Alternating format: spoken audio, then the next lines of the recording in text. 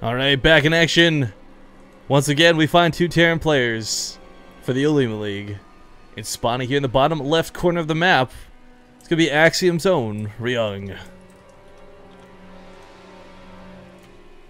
Never writes as the Red Terran, it's MarineKing. And I just want to add one more point, guys. Since it's very clear my brain is not functioning today, OlimoLeague is hanging out in chat. She's the admin of this tournament. She's the manager for Axiom, all these wonderful things. But again, she's the one who runs and created this tournament. So if you have questions about the Patreon page, maybe you're a little bit tentative about getting involved, ask her the Q's. She'll give you the A's. But okay, so that last game from Ryung, you know, I really was so scared that I was going to be a build order win. We've seen it in other players, other scenarios, other TVTs. Ryung did not panic, got that Hellion out. Control was decent, all these cool things, but of course kept his head cool under pressure. Now we're on a big map. We've seen his macro play excellent before already, but the big question, I guess, the onus is on what does MarineKing do here? Obviously keeping his first racks at home, cool first move, but can he keep up with Ryung's macro? Well, I think so. Well, actually, no, I shouldn't even say macro. That's a bad way to phrase it. But can he keep up with, like, I don't know, Ryung's decision-making, I think is a better choice. Because, I mean, even that game, like, he totally baited out those two Vikings, drove them away, two things that were going to be absolutely 100% necessary for the defense of MarineKing. And I'm not even saying those two Vikings would have been the difference of win or defeat. Maybe Ryung still wins either way, but it's still the fact that he takes that little bit of time to always draw his opponent away from where he needs to be. I guess a better way to put it, keeping up with decision making, because I mean, the macro, they're both on par. But MarineKing actually starts off, you know, not super greedy, but pretty greedy. Even a gasless expand is well, it's not very common in TVT. It's not very common in any matchup. Gas is always preferred, Reapers are always preferred, or straight up two Banshees is Ryung has been doing this build almost every single time, except that merry-go-round game, and I think that just like told him, no, I'm not gonna do that again. So. Marines, maybe 1 or 2 Hellions, straight up to Banshees. Well, one of the things, too, let's not forget, you say different and odd and whatever with the build. That's kind of MarineKing in a nutshell. You know, we see his earlier +1 builds. I don't think we really see him do too many standard pushes, but with the earlier command center, maybe it just gives him that little bit of extra boost that he needs to hold on to whatever Ryung throws at him. Whether it's a... actually, hold that thought. I was going to say whether it's a bunker at the front or not, but just remembered who we're casting, so... rescinded that statement. Whoopsie. Yeah. Well, hopefully the Hellion's last game might have just been a response, right? He didn't get a command center after that attack. He got a lot of freaking Hellions, and those Hellions would win the game. But I don't think it's going to be the same case this game. He's going to get, you know, 1 or 2 again, but then go up to Banshees and expand off of it. So the fact that there's in a bunker's still preferred, obviously, for just any reason, but not as big of a deal when he takes that natural command center. And he did have the mind to wall off at least his main ramp, so he doesn't have to worry about anything running past and helping out those Banshees. Which, I guess that was the question, is will he be prepared against the Banshees?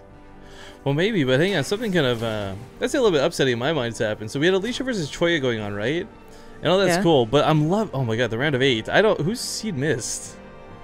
Should I know this person? I didn't even, like, I just look at this, I don't know who's played against, but it's like the one name in the round of 8 that's not like a familiar player. Because MarineKing Ryung that we're casting now. Okay, we kind of expect that. Center versus, I don't know who missed is. Then you got Alicia, Choya, who actually, Alicia just 2-0'd. And Yang of Journey. Isn't that Roots Academy?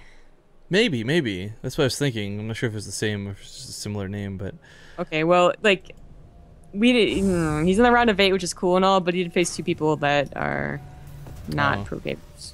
Okay, I didn't see who his prior matches were, but I mean, I was looking at it, and I mean, Yang versus Journey was what I was looking to see if that was what it came down to.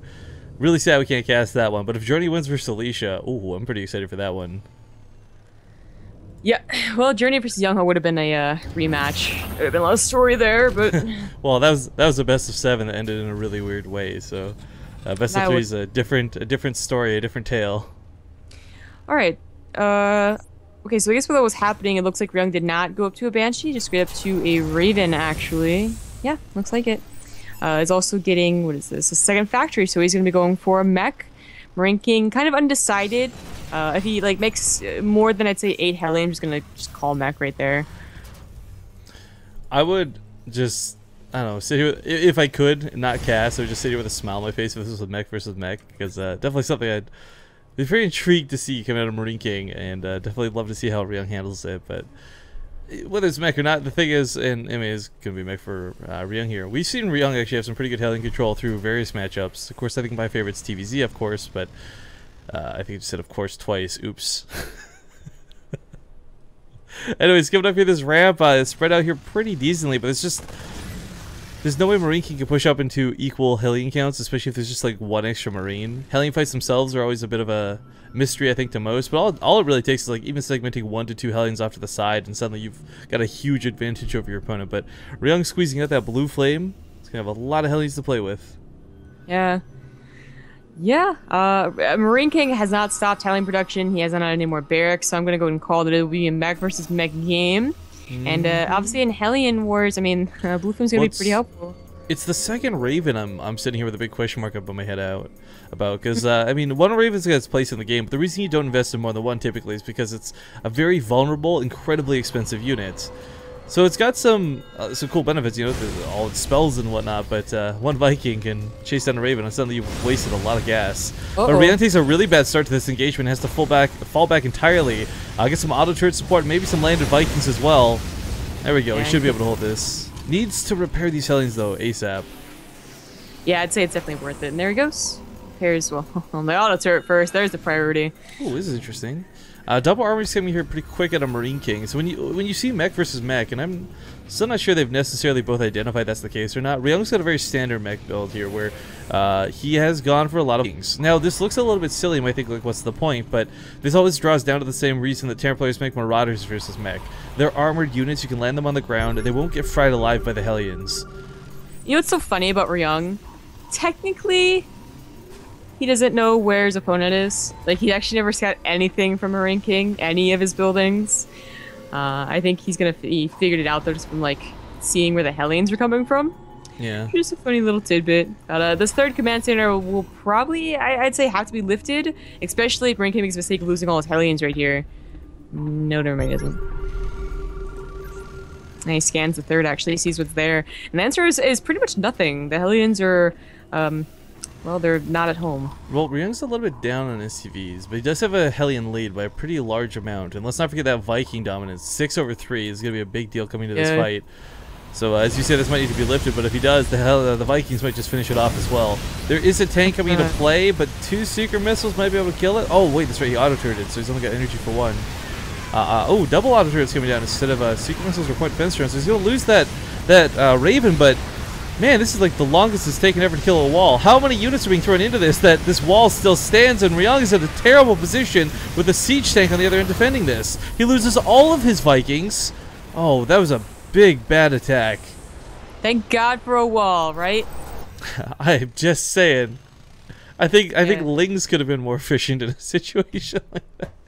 Well, okay, so while that didn't end the game, I wouldn't say it was like, the biggest loss is all those Vikings. So Ryung definitely had air control and now he doesn't. But he didn't lose all the Hellions. He didn't lose any SCVs, obviously. He wasn't the one being attacked. And MarineKing did lift the third command center for a while. So Ryung getting his own at location isn't going to be like as far behind. 6 SCVs, could definitely maybe end up. He threw away that Viking lead so one-sidedly, and I mean, on top of this too, MarineKing walks out of this with both his Ravens alive and Ryung lost his. I mean, I guess if you just look at the numbers and nothing else that's going on, like black at the top half of the screen, corner down here, yeah, it looks kind of even, but I'd really say it's not, because with tanks out and finally in play, that air advantage from MarineKing, especially with 2 Ravens, is going to be huge. We'll see what Ryung can do to bring it back, though. I mean, just being able to turtle up for a little bit, he should be able to take a defensive position no matter, even if there is a big Viking count. Yeah, great spread, great spread. I guess now it's really about worrying if MarineKing gets Banshees. Like, Viking control for our vision is always fantastic. You don't want to have to burn scans, as long as you just run out of scans, and then you're shit out of luck. But the Banshee is really what usually breaks any, like, you know, a defensive player, which Ryung has to be right now.